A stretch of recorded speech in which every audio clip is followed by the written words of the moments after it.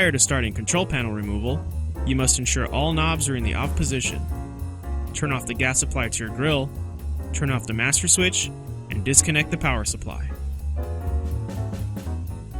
Pull off all of the control knobs.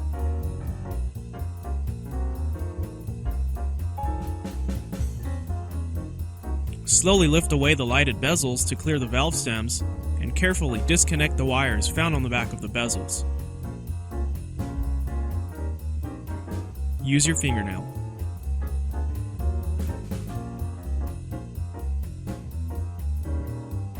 Once all knobs and bezels are removed, completely pull out the smoker drawer and drip tray.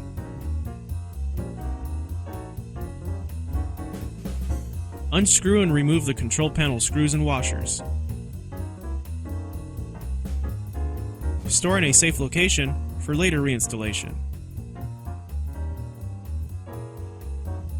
Lift the control panel up and outward, allowing it to hang from the internal chains. The drip tray frame also provides support for the panel.